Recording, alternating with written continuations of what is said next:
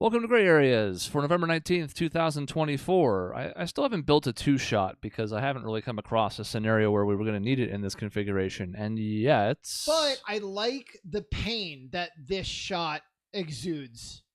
You know, it makes it really clear that 2 of the 4 people canceled at the last second. And there's separation between us, even though I could almost reach you. Not really, but like you're like 8 feet away from me. But there's separation, and I could switch to the Dave cam instead, but it's the same. It doesn't. Right. So, but it's okay because this was, if there was a show that was going to be missed, I guess it would be this one because this was, I'm not saying like, don't keep watching, don't, but what I mean is like, we had a lot less structure to this one than we did some ones preceding this and ones following this. So I guess if there was a week for this to happen, it could be worse. Yeah, I mean, I think it's going to be a great show. I'm feeling good. You know, I came into this world alone, and Dave and Cody are intent on making sure that I leave it alone, too. So, right. Yep. Yes, Peter, it's the OGs running the show tonight. And we do have plenty of topics to get to, and a few things I think are going to bring up some spirited conversation. So, again, I think it's going to be just fine. And what's nice is, at this stage of our careers, I don't think there's any concern about the 2 of us talking for an hour or more. It would be very easy still. No, I'm just, you know, it's just so unprofessional. Here's what they do. They say we can't make it, but we'll be there for basketball. I think we need to start saying like, no, like cut off basketball. That's a punishment.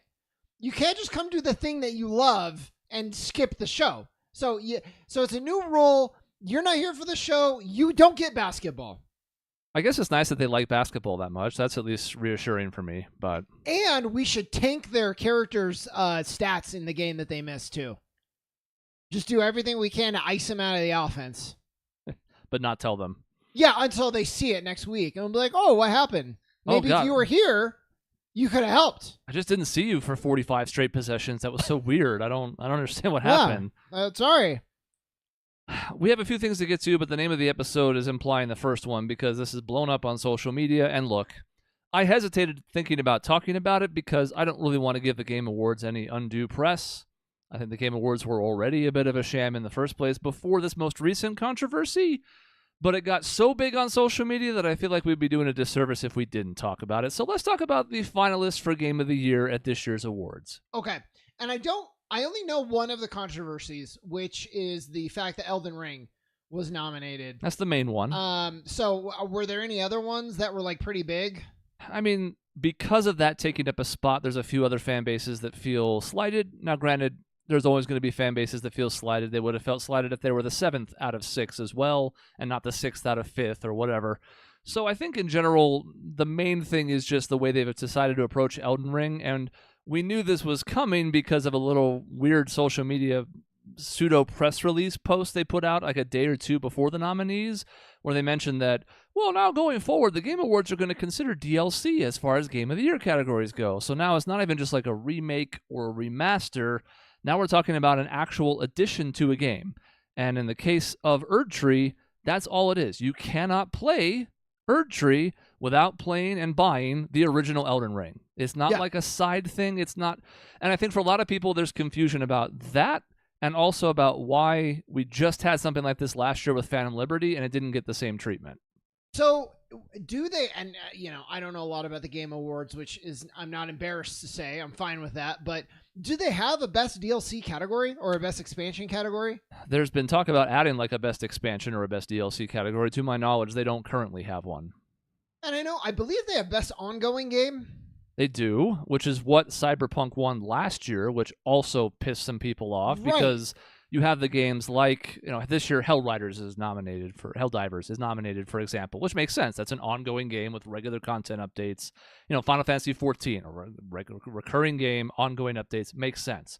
They put Phantom Liberty into the ongoing category last year, even though it was really just the one expansion. Yeah. Their work to make it playable was ongoing and took almost 2 years, but it was really just a base game and a really content-heavy expansion, which is what Elden Ring is. Which is so funny because it's like you released a broken game that was unplayable, and then you've done the work to now make it playable, and you win an award for it. It's like, well, yeah, but you released a trash game. There is that. So I mean, look, if they wanted to do a thing where they combined DLC and ongoing into the same category, which they would have to announce, they can't just like decide to do it. But I would be fine with that. To me, it's very simple. And in my own Game of the Year rankings, which I think about all year, and I shouldn't because nobody cares, but I care. It wasn't. It didn't qualify because it is DLC. It's an expansion to a game that already exists, and so there's two problems. That's one. That's the biggest one.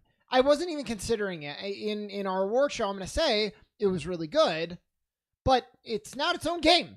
Yeah, very clearly. And I also think like it was good, but I don't. Even if it was a sequel, I think you really have to think about did it deserve it on its own merit? Because just because it's Elden Ring doesn't mean it did. And I think it's borderline because I think it's very good, but it's a very different, weird experience that I did not have the same feelings playing as I did the original. And I think on top of that, because you're right, there's also, weirdly enough, this is getting the main part of the pushback, and I think that's deserved because that is the biggest award of the year. And while there's like 35 different Game of the Year awards, fair or not, the Game Awards carries the most weight of them all. So obviously it's going to get more scrutiny. I think the bigger issue is with it being nominated for Best Art Direction, where you're like, it's just Elden Ring. Still, there isn't even really any new direction to the DLC. Yes, there's some differences, but in general, it still looks like Elden Ring. It's very much the same game, as it should be. It shouldn't go drastically different than what the main game looked like. But as a result, now you've got it sort of button its head into different categories, and particularly Game of the Year in a spot where people are like, that really shouldn't be the case. No. Yeah, they really messed up, and it feels like they're just trying to pander to a huge audience of a very successful game. And that's where I have the most beef. It's not even like they're making a decision for, like, the Academy Awards, they'll do something where they're like, oh, that movie you really liked and was really good, like, we're going to snub it. And it's frustrating, and I wish they wouldn't do that, but they just, like, play by their own rules sometimes. They do whatever the fuck they want with film, for good or for ill. This feels like they're not, and they're just trying to, like, appeal to the masses, but in doing so, they're striking all this other controversy anyway, so I don't know. It's a little bit weird because I think at its core, let's say it were to win. So Elden Ring is a 2 times Game of the Year winner. Yeah. Because that's a paradox in the first place. But it's also just stupid. And again, this isn't like a reflection of how I feel about Erdtree or anything else. Like, even though I don't really like that type of game. I don't really like the soul structure. I played and really liked Elden Ring. And I think it's very, very, very good. It deserved all the accolades it got. But that was 2 years ago, and now it's gotten all those accolades. And yes, the DLC is another step in that right direction. When we take it at its core, it's really good DLC, right? Because it's providing value. It matches the price point. Like, nobody's going like, oh, $40 for that. Like, there's another, 30 hours of content in there. So, like, just by its own merits, it's really good. It's just it doesn't belong in this. So if you're a fan of Silent Hill 2 remake, if you're a fan of... Some people were upset about like Persona 3 Reload not making it to Game of the Year. It wasn't going to win Game of the Year. But like, if you're a fan of these other games, you already were going to feel bad if you got left out. But with that in, now it's like, not only did my game not make it in, but another game that I liked also didn't make it in. Now there's like 2 snubs instead of 1. Yeah. I was surprised. I was actually talking with Peter about this last week before any announcements. So it really shows you, like, it was on the top of my mind, and we had just said, like, was it worth the money? Absolutely. Was it fun to play? Yes. But, like, it's not even a candidate. So, like, I didn't even have to think about it. And I was kind of happy because I was like, good. It makes more room for other stuff in my top 10, which is already super loaded this year. Yep. And those other finalists make a ton of sense. I'm not saying they're the only ones that could have been there. There's several other titles that could have maybe been in the mix that I don't think would have been contenders to win, but could have been nominated as a finalist. It would have been like, okay, yeah, it's been a pretty good gaming year, and I think we were worried about that coming into the year. And as the year has gone on, it's been like, oh no, like it doesn't have a Baldur's Gate 3, but most years in the last decade or two don't. Yeah. By its own merits, 2024 has been very good, and I think you look at the rest of the finalists and you go, okay, some people are going to throw shade at Balatro. I get it. I like it more than most, so I'm going to be a little more tolerant. I think it's really good. I'm glad it... I was actually really pleased with all the rest. Like, you could say Wukong was controversial because its Metacritic was, like, above average, I would say. It was really good, and it hits on something that it does very, very well. So I think it belonged. Yeah. All the other ones, the Balatro, Refantasio, obviously Rebirth is right there. I was pretty happy with it overall, with that one glaring exception. And there were some JRPG fans who have felt shunned in this category in particular in the past, who then kind of took aim at this, and it's like, okay, but Refantasio and Rebirth, as you just mentioned, are both there. You can argue if Rebirth's a JRPG, but whatever, that line's been blurred for a long time now. So, like, I don't think it's that. I think it's just, like you said, the word you used, I think, was spot on. It's pandering. Yeah. Straight up. And if that's the way they want to do it, fine, but you've positioned yourself as this, like, legitimate source, this event, this thing that needs to have credibility to have any, like, if the Academy Awards become a sham, nobody's going to care because they're already sort of like a made-up construct. So it needs to be somewhat legitimate or people are going to tune out. Yeah. I'm not saying this is that big a step, but considering people are already turning on the Game Awards, it feels like a stupid idea in the first place. It's a weird thing to me that people, like, I get what they're saying. Maybe we should talk about this. Arguing whether or not it's a JRPG because it's like, well, it's a RPG made by a Japanese developer, so it is. But, like, I get what they mean. There's a certain sensibility, there's a certain approach that people kind of mean when they say JRPG. Yeah. But it sounds really dumb if they're like, I don't think it's a JRPG. Well, it's Square. They're Japanese. So. Yeah. I mean, we haven't said the words Astrobot, which I think is a legitimate contender to win the thing.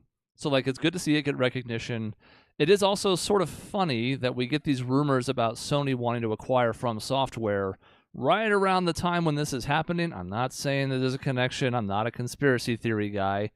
But I do think it's a bad look even further for the Game Awards that news comes out right as this announcement happens, because it's like, oh, look what they're trying to do for them now. Ooh. Yeah, definitely. I'm going to pull up my list. Because I had Astrobot there, and you're right, we didn't mention it. It's really good. I don't think it's Game of the Year, but I think it's an extremely solid platformer. I don't know if you had a chance to play it yet. I've watched a guy I like go through it because that's going to be my only interaction with it probably. Okay. This is where I could sound like a massive console fanboy, and I'm not anymore. I was 15 years ago, and I do not care anymore, but, like, Sony finally, after all these years, taking Nintendo's formula and just making a game that's fun and wholesome and, like, easy to play and still has difficulty spikes, I don't know if it should be rewarded that much. And again, that sounds like a massive fanboy thing to say, but I don't mean it as far as like, oh, Nintendo's the best. I just mean, like, for all these years, it's been like, oh, well, Nintendo has these fun baby games, but we don't care about that. We want all this fucking Uncanny Valley, fancy graphic, elite story stuff. And they're like, oh, the only game anybody gave a shit about from PlayStation this year is taking Nintendo's formula. Well, and it is just Mario Galaxy. I mean, in so many ways. It plays a little bit faster because, like, you die and the levels are short and the load times are, like, instant. Yeah. So you would expect them to be a little bit improved, but it's just, it's a modern Mario Galaxy. Yeah. And again, I'm not trying to take away from it. I just don't think it should be Game of the Year. I think it Right. deserves its spot as a finalist. But if it wins, I'm going to be like, I don't know about that. Yeah, there's not a whole lot of other games I was like, oh my god, glaring omission. Dragon Age, I think it's going to be pretty fun. It's not going to be Game of the Year. There's no way. I've heard it, like, the writing is too inconsistent. It's too flawed. I think it's a return to form for BioWare, but let's just stop it there. Mm-hmm. Unicorn Overlord, some people really, really liked, and I thought it was solid. I don't think it deserves to be nominated.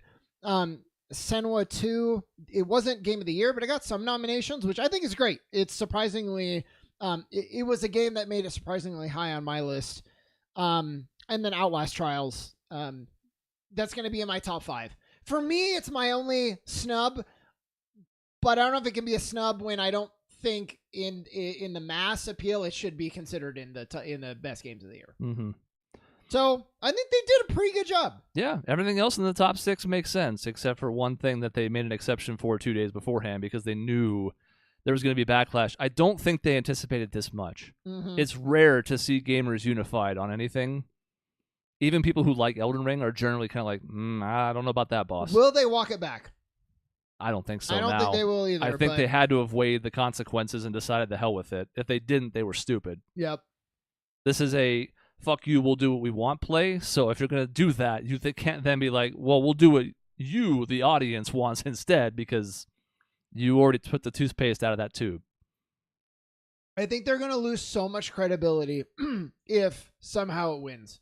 I think it's like, it's one thing if it's a finalist. I think that's a bad look. We just spent 15 minutes talking about why it's a bad look. If it wins, like you said, that is a can of worms I don't think they're prepared to open. And somebody is going to fuck up somewhere, like in a speech or whatever, drawing the line between the DLC and the main game. And then you're like, so you're just rewarding the same game, like literally twice. That's crazy. Mm-hmm. Yeah, Peter, you're absolutely right. It is going to cause a lot of drama, as much drama as the game show can reasonably muster, because it is kind of who cares, but still, it's a thing. And there's been examples in each of the past 3 years between, I already mentioned Phantom Liberty. There's also Xenoblades with a big-time expansion. And we can look back at like a game like The Witcher and talk about like significant add-ons that are very, very good from prominent developers like, AAA or quadruple A titles. And none of them have gotten this exception before. So why now? And that's the question I don't think they can adequately answer. If you need the base game to play the game, it should not be eligible. It's using the same engine, the same whatever.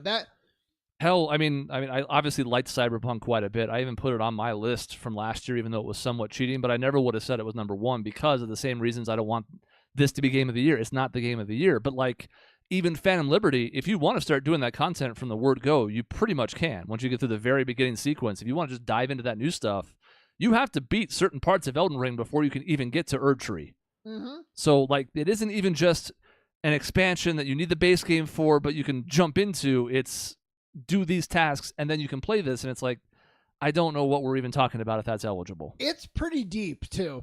It's pretty deep into Elden Ring before you're eligible to even access it. It's like a advanced hidden boss. So, at the end of the day, like anything, you could say this about the Oscars, the Tonys, whatever, sports, like, does it really matter? I mean, no, in the grand scheme of things, but if you're going to present yourself as something people should care about, you should probably not do something that 98% of them hate. Yeah. Well, it doesn't matter. I mean, no, only as much as the thing itself matters. Sure. Compared to the heat death of the universe, no, it means nothing. But then again, pretty much everything in my life means nothing then, so... Yeah. If you're going to do an award show, just like anything in life, if it's worth it enough to do it, then do it right. So that's the big controversy there. This is a chance to plug ourselves, of course. When we start the new year, we'll have 2 episodes dedicated to our best of the last year. And video games is the most sizable of those 3 categories, only because it's the most overlap between all of us on the 3 categories. So Sean and I will be giving our top 10s then, and some dishonorable mentions. This year had quite a few dishonorable mentions as well. So look forward to that. That's 7 weeks out, but it's coming. And it's one of the shows we look forward to the most every year. Yeah, I'm trying to think, because I can't do... all my honorable mentions. So I'm trying to find a way to categorize certain games. And I think one of them is going to be revisiting JRPGs, like Persona 3, Romancing Saga 2. There's a lot of JRPG sequel remakes that happen to come out this year that I can just kind of put in a category. And so there's going to be a lot of stuff like that. There's a lot of games that came out, and I know all anybody wants to talk about is how the game industry is dying and superhero movies are dying. But I think they make it sound like there's no options left, and that is definitely not the case. No, and I think we even talked very early in the year amidst all the industry layoffs about how we were concerned, not about the death of the industry, but this is not a good trend. There are still some reasons to be concerned that linger from the start of the year, but looking back now, it was pretty much fine. There's a lot of really good things to play this year, especially if you're willing to dive into indie games. Yeah. Oh, absolutely. So one of the other things we wanted to talk about was going to be a thing Dave would have liked, but he's dead. So we vamped. We gave him time to come on. He didn't do it. Yep. So let's talk about the NBA. Now, stay. I know this is twice now I've tried to dissuade you. No, you should stay because I'm going to get livid. This is not even about the Suns. We may even talk about them a little bit later. There's not much to say right now. They were really good when they were healthy. They're really not good when they're not healthy. Uh-huh. But interestingly enough, this season, there's been a couple different debates that I think are worth talking about here. And they may even be related. One of them is, are there too many three-pointers being shot? Is it just a chuck fest? And we are shooting the most ever in NBA history. Unsurprisingly, it's actually exceeded 40% now. And why are ratings for the NBA down? Both of those have engendered a lot of different conversations. And again, some people would even say that they're linked. Too many threes makes basketball unwatchable, so that's why they're not tuning in as much. So on the one hand, you have NBA being as successful as ever in a lot of metrics. Obviously, the TV contracts continue to be huge despite the weird future of television and like streaming services. We also had some inside the NBA news that might be worth bringing up. So this is sort of like a take the pulse of the NBA because we're probably not going to talk about it for like 2 months after this. Well, and I have another thing to even add to that, but I'll start there. We talked about it, and I know Shaq believes that there's too many threes, and that's what is killing. No, Peter. No, sit down, Peter. You sit your ass down. Shaq talked about there's too many threes, and I don't know if he's right, but I don't know if he's wrong. I think you can definitely talk about it because it does start to get silly when so many teams, like you're watching the game and it's just like dribble down. They don't even cross the 3-point line. It's just shot. Come back, 3. Come back, 3. I think I'm not ready to go there yet because it still makes the game interesting. When it's a bad team, when it's Luka Doncic stepping back on a contested 3 and just jacking it and missing it because that's what he does, I think that's really bad. When you have really great penetration and you get this crazy pass from under the hoop to the wing, and then they swing around to the corner for an open 3, I think it's pretty beautiful still. And I think that that's okay, even though it results in a 3-point shot. Yeah, there's definitely levels to this, like in any discussion. It's the whole reason the show's named what it is. I do think there are times where it gets a little bit too 3-point heavy, too 3-point centric. Like you said, there are times where it's just jacking up a shot. Because, well, I mean, I'd rather shoot this than a 20-footer because I'll probably make about the same amount, and this one's worth 3 points. So, like, we crunch the numbers, right? I do wonder, though, there's a few different problems here. And this is why I think that you have to sort of connect the two when we talk about some popularity issues with the 3-point line. It's not even, to me, about the 3-pointer. It's about having to guard out to the 3-pointer. And we're not even talking to the line, the 23-ish feet. We're talking like Steph Curry 28 feet levels, right? We look at clips from the 80s and the 90s, and you got 5 guys just packed in the paint, right? We've seen all the clips of it, like Jordan having to shoot mid-ranges because he can't get to the rim. There's 5 dudes waiting there for him because teams shot 10 threes a game. And now all of a sudden you have to guard all the way out there because if you go under a screen, even 5 feet away from the 3-point line, well, that's death because Steph's going to make that. And if you overcommit, now your whole defense is picked apart because they're spread out. I don't know. I feel like there's a danger of too many threes, but I feel like it self-selects. If teams can make that many, then why would they stop shooting them? And if they swing too far in that direction, there will be an automatic overcorrection. Yeah. Yeah, because it becomes so easy then to drive it. But then you have to wonder, is it almost too easy to drive it? Yeah, Peter, is it because it doesn't make the game exciting? Yeah, in a way, because when the Warriors first did it in like the mid-20 teens, which the Suns started, by the way. The Suns started this whole thing. It was exciting because it was new. No one had ever shot that many threes, especially at that prolific of a rate. But now when all any team does is jack up 3-pointers, you don't get the highlight plays, you don't get the drives, you don't get the dunks as often. It's just teams shooting the ball. So that's what the risk is. Now Shaq just wants it like he, in his mind, pounding down low and turning and just bullying the post is what's exciting basketball. I mean, it has its moments, but again, I think we're okay. I think, like you said, Chris, it's probably going to even out. I suppose they could change the distance of the line. Oh, yeah, I'll get to that in a second. Yeah, they could change the distance of the 3-point line. But then that has its own sorts of problems, and purists, and it would bother me too. I'm not just going to say purists, when you start looking at records and Ray Allen and Steph Curry, it's like, well, that was when the line was different, and so that's all down the drain now. So I don't know. Yeah, I want to read you an excerpt from something. I was going to drop this on the group, but it's just you, so you're the only one who gets it. This is a column that somebody wrote, and it says stuff like, so much for fundamentals. What happened to such concepts as working for a good shot and getting the ball inside? This is defiling an art form. It's the ultimate test of the true athlete. because basketball combines strength with finesse, running with jumping, stamina with strategy. This is from the LA Times in 1986. Mm-hmm.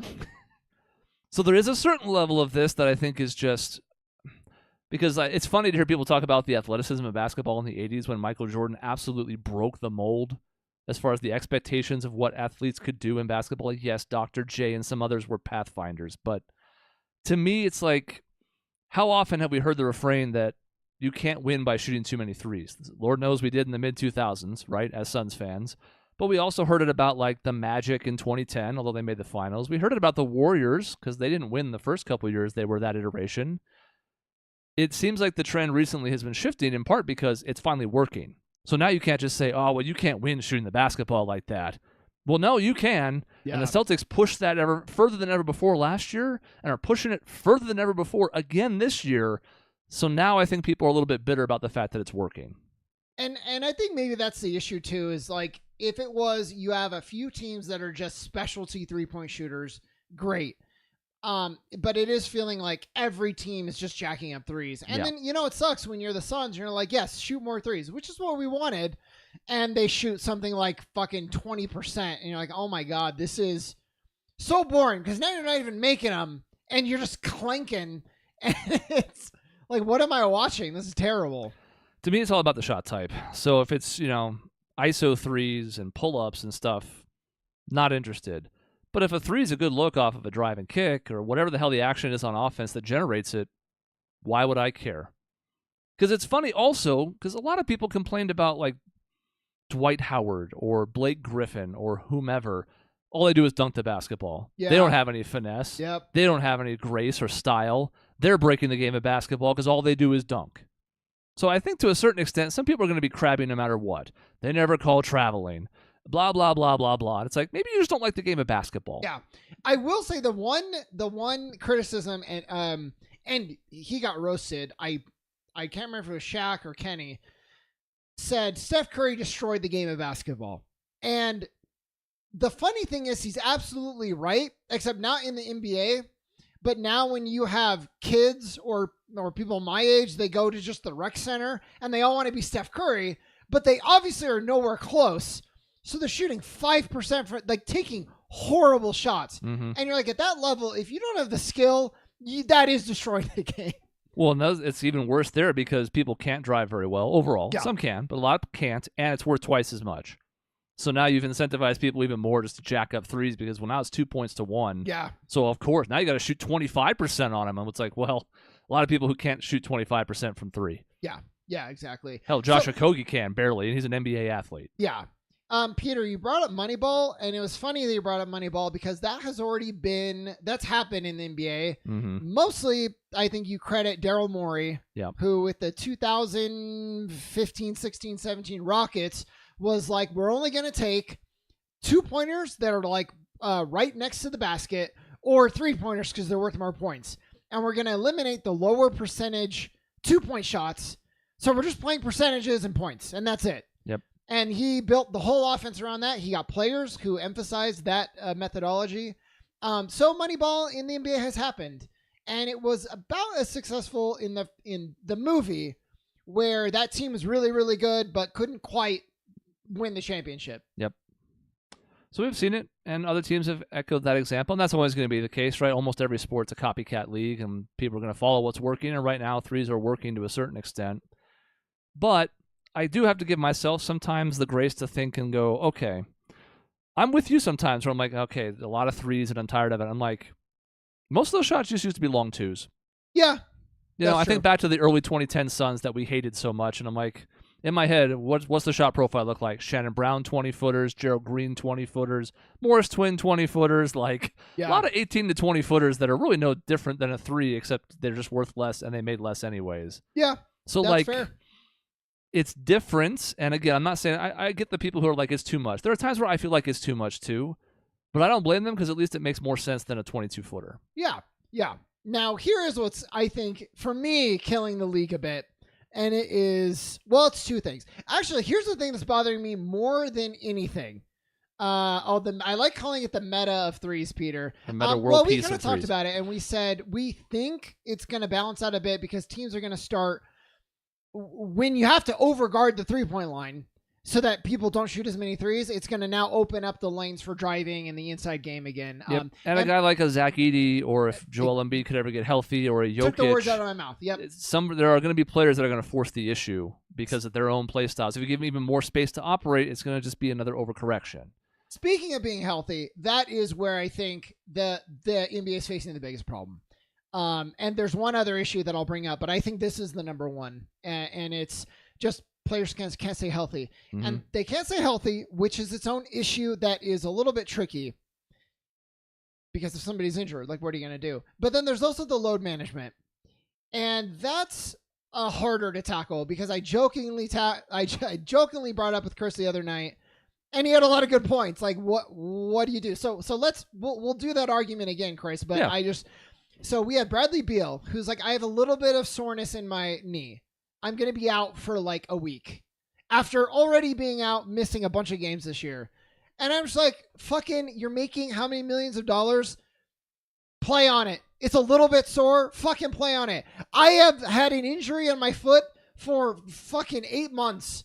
And I'm not an NBA player, but like, in a way, doesn't that, like, I'm not getting paid to go do it. I'm hurting myself. I'm risking injury just because I like it. And I guess you could argue, well, you're jeopardizing future dollars by doing that. But it's like, I just think that's what you got to do. And if the league can incentivize or decentivize that, like, oh, I'm a little bit sore, I think it could go a long way. I don't think the players union will ever go for it. It would be a drag-out, lockout type of fight if they wanted to go down that road. And maybe that would be worth it, to be clear.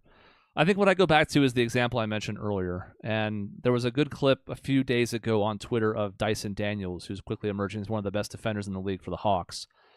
And on one possession, he basically had to, like, go underneath a screen to pick up a switch, guard that person on a drive to the rim. They eventually kicked it out. A couple other Hawks defenders got confused on a switch. I think Trae Young was one of them, because of course he was. Yeah. So he had to then sprint out of the 3-point line and cover that person.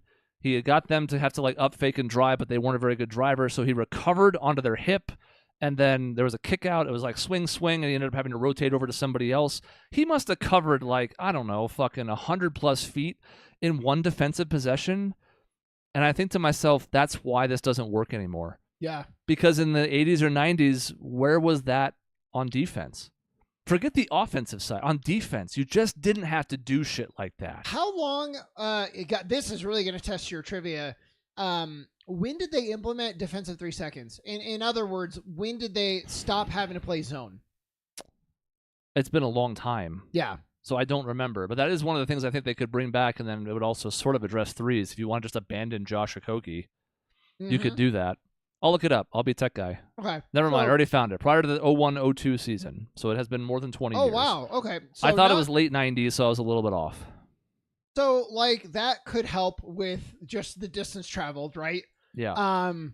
But yeah, I mean, it's a lot more wear and tear. And the players, generally speaking, they're getting more athletic, which is good. But that's a lot of times that means more muscle on bodies that are moving faster. Mm-hmm. And that is for yourself, and it's also for people you're colliding into.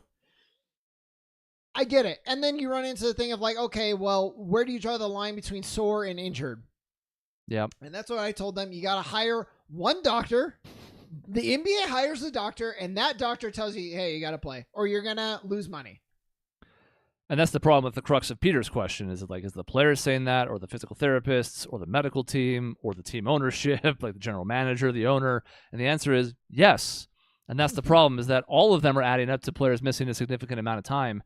Sometimes there are players playing that shouldn't be. I don't know what Joel Embiid's doing out there right now.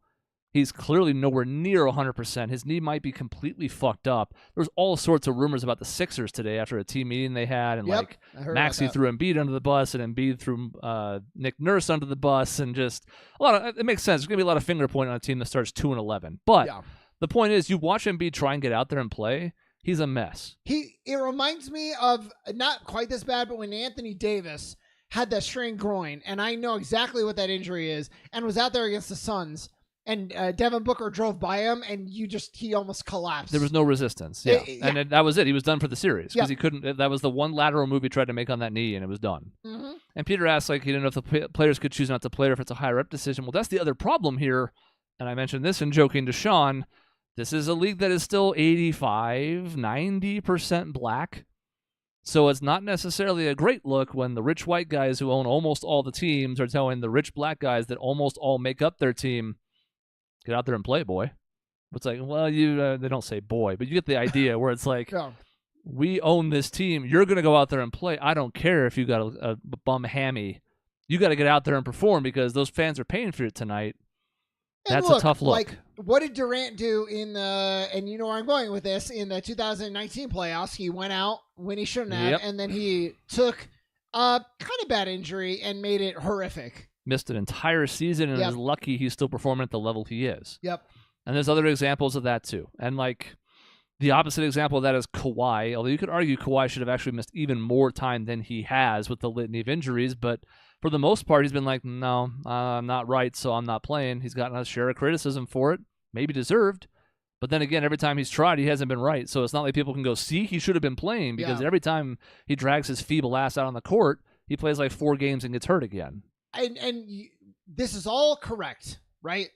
But when I look at the Suns, and we start with 9-1, and now we're 9-5, 9-6, 9-6, and look, I'm always gonna care, but like nothing has submarined there's a version of me that this is not the case, but you're gonna know what I mean. Like, where I would almost rather have just been like sort of mediocre the whole time, than like to be like, oh, this could be our year, and it's like, oh, injuries. Well, we're back to sucking, and it's like I can't fucking maintain if you never give me the carrot, right? You only give me the stick. How can I maintain my interest over all these years? Like, it's really hard. That's where you and I are different, because to me, the carrot was the 8-1 start, and the stick has been the injuries.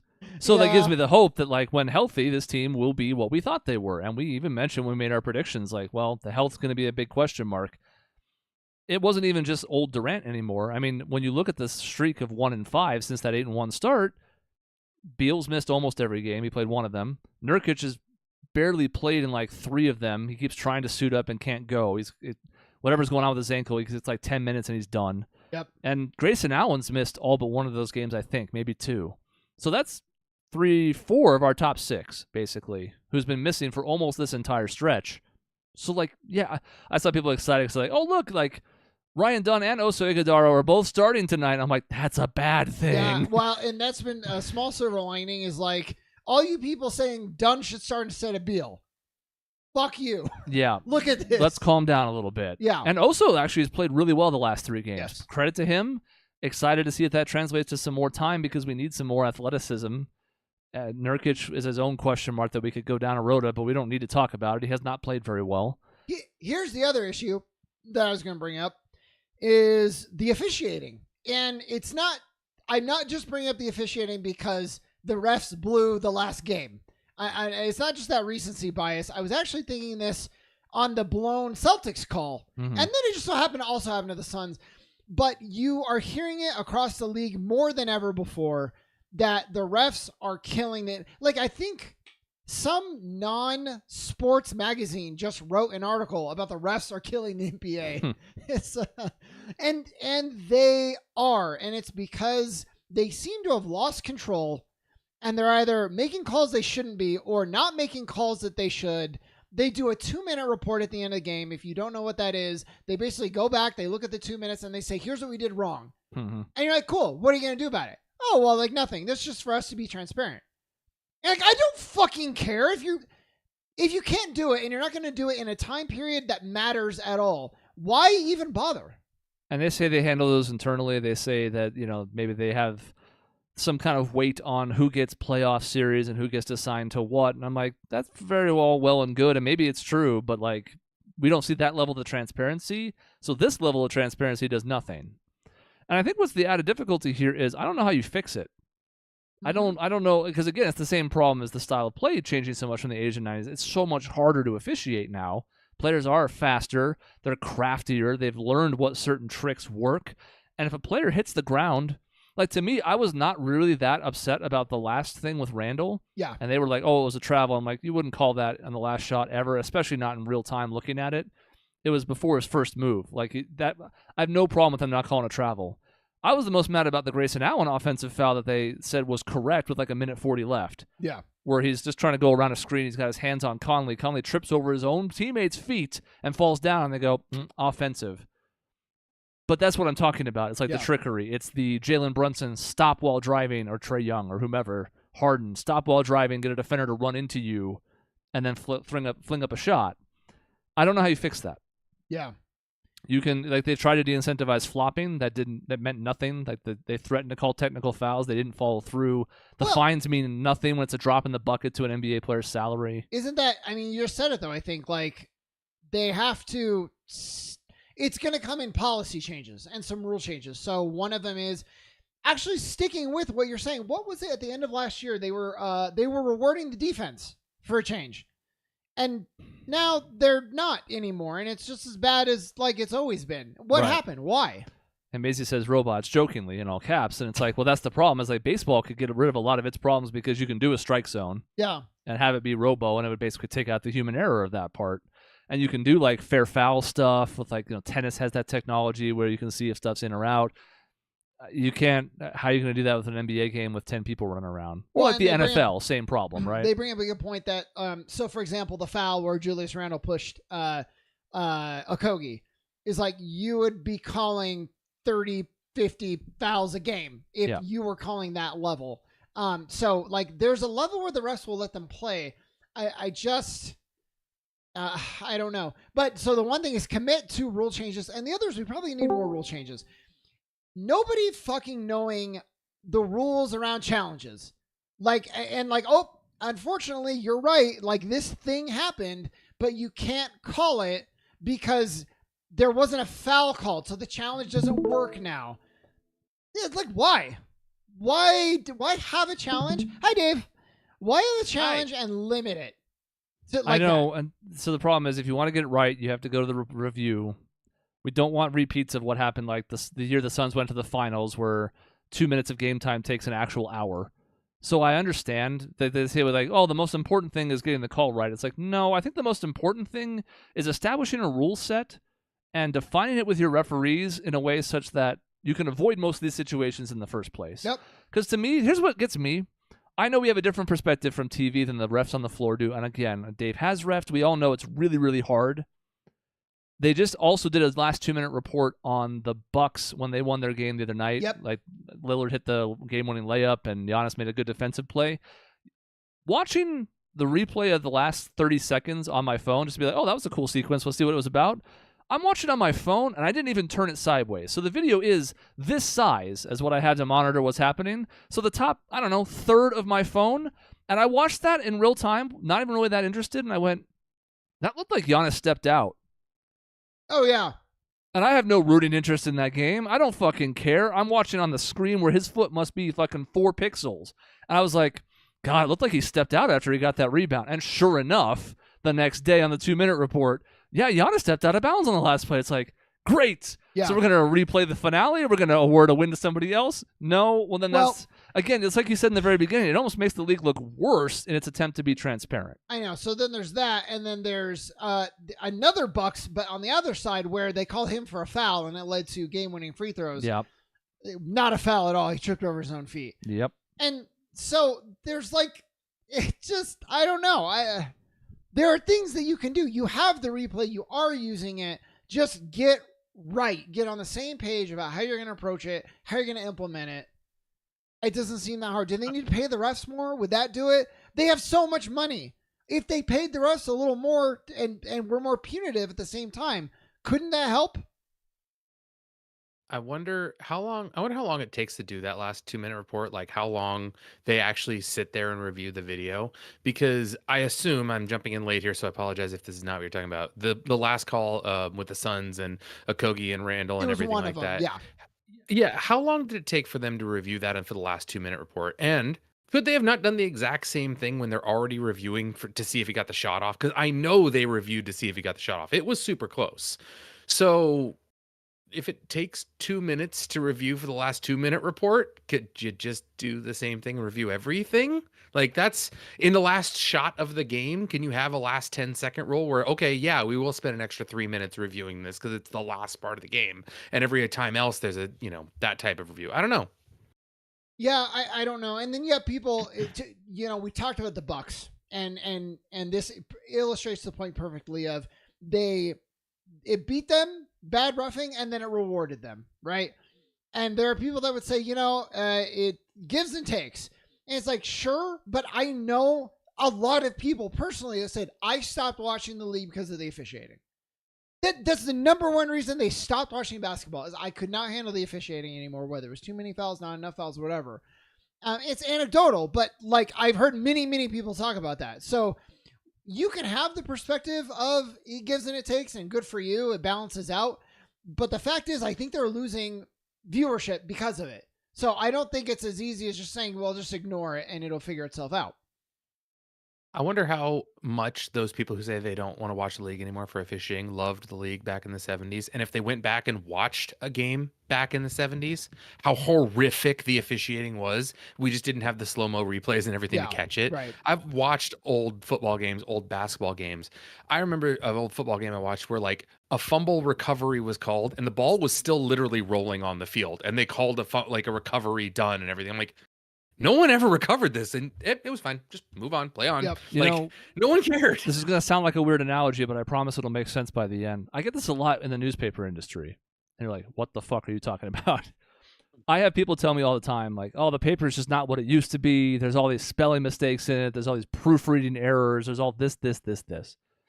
There are glaring typos on the front pages of our newspapers back in the 40s, the 50s, the 70s, the 80s. Because I'm going back into our archives once every couple weeks to help with a reader request or look up something for our own articles.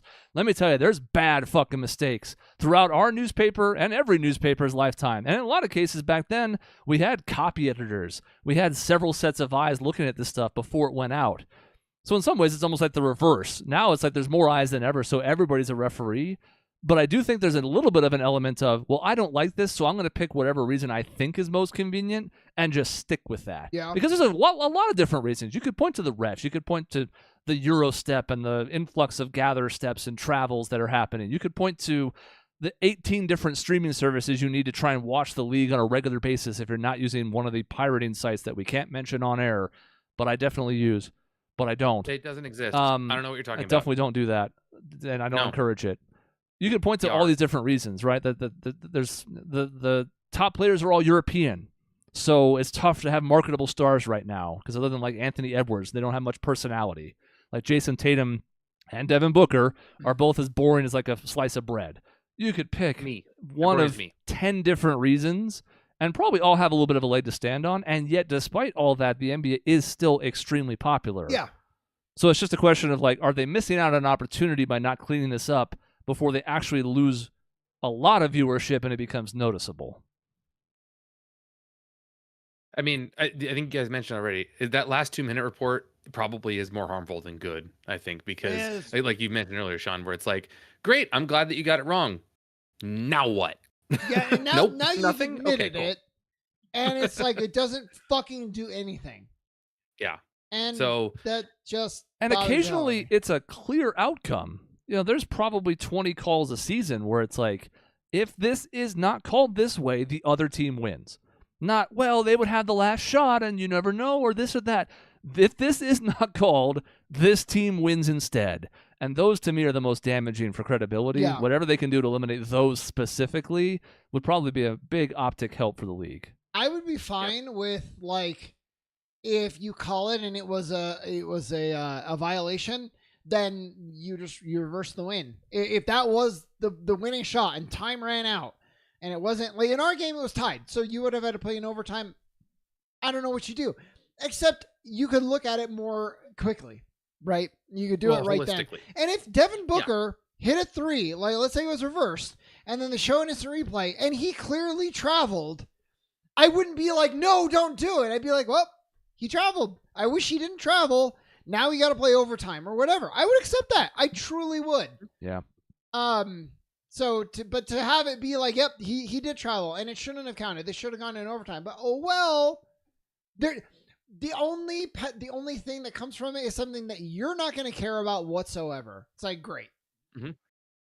They're supposed to be basically putting in some changes this year. I haven't really seen too many examples of it yet, where like in the last couple minutes in particular, if they review it, the classic like somebody dribbled the ball out of bounds because a player fouled him, but he was the last one to touch it. So like, their ball. And you're like, well, but he got fucking hacked. Like you can't. So they've supposedly fixed that for this year, but we see other examples. And again, not to be Sun specific, but it's what we watch the most. The thing with Nurkic where he swings through to do a layup on Luka and doesn't touch him. So they call an offensive foul on Nurkic. Then they have to go review for a flagrant. And as they're sitting there on that review, they have to watch from 5 different angles in slow motion as this elbow misses Luka's face by 3 inches. And I'm like, I'm sure there must have been some shame associated with that. But what I really would like is for, after the fact, there to be punishment for that. Yep. Especially, I don't know if that's the player or the referee or both, because Luka's rolling around the ground holding his face when he wasn't touched. So he's not helping. But there's a whole soccer discussion in there that we can't get to, because guess what? Soccer has the same problem. They've tried to put in VAR, and that hasn't helped in some situations. They have people flopping all the goddamn time. So again, all this is interconnected. I just hope it doesn't end up hurting the game. So what if you do? So players don't really care about fines, especially players where they're like, I want to win, right? So if it costs me $100,000 because I flopped, but we got the win, I don't care. What if you're a lot more punitive? And you're talking about something that is like you have to go out of your way to flop. And I know flopping is only born because a player is grabbing somebody's, like, I'm trying to play devil's advocate. The players talk about, I've been having my jersey grabbed the entire game and no one's called it, and I've tried to sell it and nothing. So now I'm going to just like flail. That's the only way I can get you to see this thing that's been happening to me. And I get that. But when I go back to Luka, because Chris, you nailed it so well, where not only did he fake knocking back, he then was like writhing on the ground. And you're like, you weren't touched, dude. To me, that's pretty clear cut. Like, that's a suspension. And that's drastic. And I get that. But suspended without pay, how often is that going to keep happening? Probably a lot less if you're now not even being able on the floor to help your team win. There's 2 things I think would work. You're right, suspension, because when you can go back and review it to that level, which is why I don't understand rolling around the floor after the fact, holding your face like you did get hit when it's clear as day that you didn't. Suspension for those types of things, especially for the oversell, like that's where the league office can make the determination. I think that, you oversold it you faked it, you're going to get suspended. 2, here's a more wild out of the box solution. Can we use social media to shame them? Like, could we have the literal NBA Twitter account put it out there and say, look at this flop by Luka? Would that stop it because their popularity would go down? I don't know. Pull a Game of Thrones and just shame Luka throughout the streets. Yeah. Shame. Like, I'm trying to think of an out of the box thing, because you're right. Fines don't work. They don't care. Like, oh, great, fine him $100,000. Whatever. I made $47 million this year. Who cares? Yeah. Suspend him for a game. That's worse, because then it could cost him a loss, and that matters. But then again, you're going to lose your brand. Start losing that when it happens repeatedly. That's maybe when they really start caring. Yeah, and I agree. Or fucking ban their social media account, or just like get rid of it. They're done. They have to start all over. Which wouldn't work anyways, but it would be funny. I mean, the NBA has like a mechanic for that a little bit that they could expand on, which is like if you get flagrants, and if your flagrant is bad enough, it's just ejection. Like when Draymond punches someone, they're not like, well, that's only your first flagrant, so you better be careful now. Like, no, he's gone from that game. If you do an egregious fucking stupid flop, you're just gone for the game. That would be almost like more like middle of the road. That's like not so like, because being suspended the next game, that is pretty drastic. I think it's similar to some other stuff, right? Where it's either you catch it then and you get them out the rest of the game, or if you miss it in real time, but then the league office finds it afterwards, then you're suspended the next game. Yeah, I like it. Yep, I don't know. Yeah, I like the idea too of like, you have help on the sidelines, because the referees, I don't blame a referee at all for missing a call when an elbow misses somebody's face by 2 inches. I don't blame them for missing that, because if a guy falls back with his hands on his face, you assume that he got hit. Like, it doesn't take a lot of the elbow catching someone's nose to really hurt. So I get it. But then if you have somebody else there who's in a league office or somewhere near that can take a look at it on video and say, hey, refs, guys, yeah, he never got hit, out, you're ejected. Like, you need that extra support, and the league can't afford that. I know they can. Yeah. They can afford another official. So there you go. Like, that's I think that would really help the problem. We should also weigh technical fouls while we're on this topic, because what I forget how many it is. It's a lot, but then you're 15. Suspended 50? 15 or 16, one or the other. That's a lot of text. Yes, I think like, at 15. For what Luka did, and this is easy for me to say because I fucking hate the guy, but like flopping on your back like he did, that's 3 right there. That's 3 in 1. Whereas like if you're just like you're bickering at the officiating, every fucking player does that, and sometimes they get nailed for it when the ref has just had enough. That's a standard 1. That's fine. But then like, when it's really bad, you're more duly punished. I like it. And the league has the ability currently, and does sometimes, either rescind or give techs and rescind or give flagrants after a game is over, which again doesn't help in the course of that game, but does matter for those things that accrue over the course of the season. Because flagrants, I think, are the same thing. I think it's 4 or 5. There's a certain level of flagrant 2s that if you hit, I think there's another suspension that hits automatically. Oh. I think that came up at one point last year with Draymond. I could be speaking out of my ass here, but... So again, you could be more aggressive in how you pursue that, because then at least it still sends the message in the future, and people will go, well, then it's too arbitrary. You can't give Luka 3 techs for this. And it's like, well, if Luka doesn't want to expose himself to the risk of getting 3 techs on a judgment call, maybe he shouldn't sell calls in the first place. Yeah. And this isn't to be Luka specific. It's just the one example we saw recently in Fuck Luka. But again, as Sean said, I would also want the reverse to be true. If Luka goes to flail his elbow and doesn't actually hit anything, and then like Nurkic goes down, which he doesn't really flop. He's just a big, slow European guy. But like, let's say the roles were reversed. I'd be like, come on, Nurk, don't be doing that shit. Like, yeah, and we've done it. Like when Book did the Luka special, I was like, just don't. Yeah, some people there, love Book. that. And that's what's funny too. It's like everything's arbitrary, and you're like, well, no, it's not. Cold hard facts. Well, we talked in the election special. Even facts are up for debate.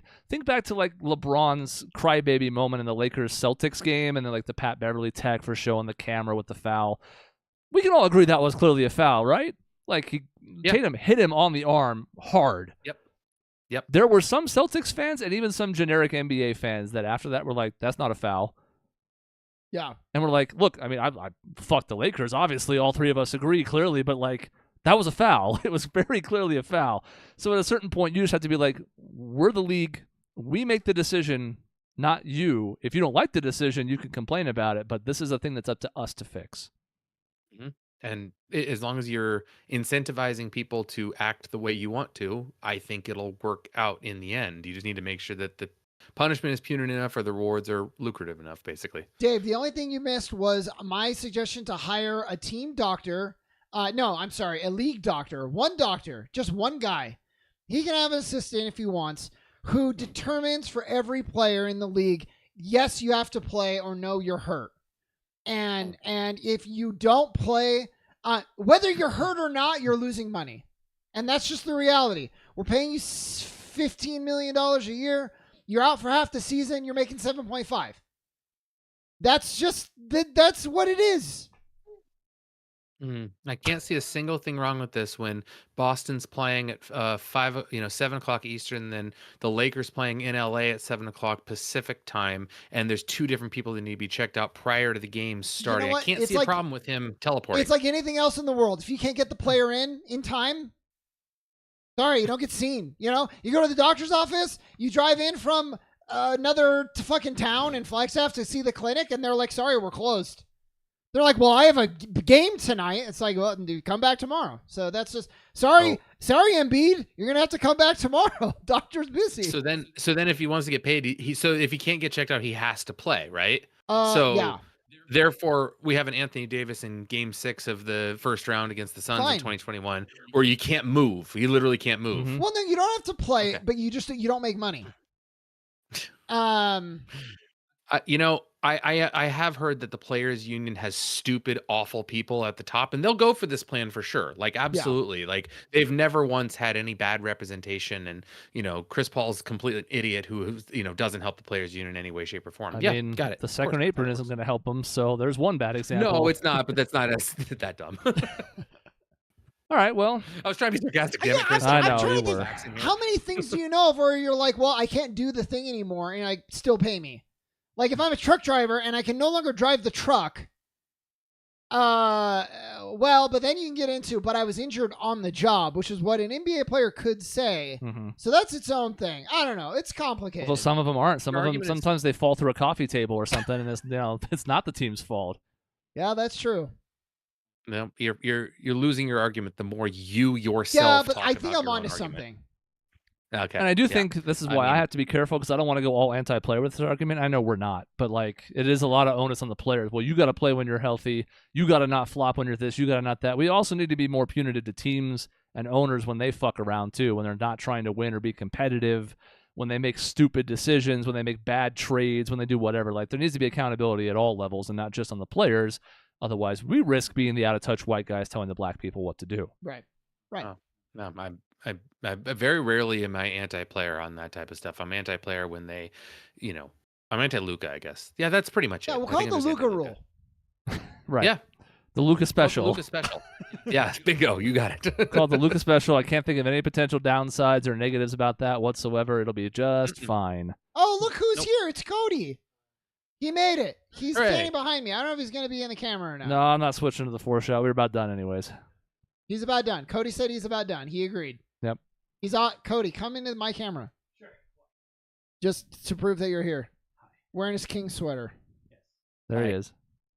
right. That's the end of this episode. We got to a couple things. There's plenty of other things we didn't get to and may not get to for a while now because I think next week's going to be a game show because there won't be another one of those for at least a couple months anyways because in December we're doing another 10-year retrospective and update on our top video game characters of all time. A couple years ago we did the best games of all time update. It was really, really fun. Went well, I thought.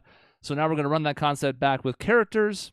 That'll be starting and then running through the month of December, and then the first 2 episodes of January are the best of 2024. So the schedule's all of a sudden very, very full, but we're also excited about the stuff that's coming, and we hope you join us for it. I'm so excited for Best of 2024. I have some new ideas. We'll talk about it later. So that's the end of the episode. Thank you for watching or listening. In between episodes, you can find us at our website, grayareas.live or youtube.com/@grayareaslive. We will see you next Tuesday for another regularly scheduled Gray Areas.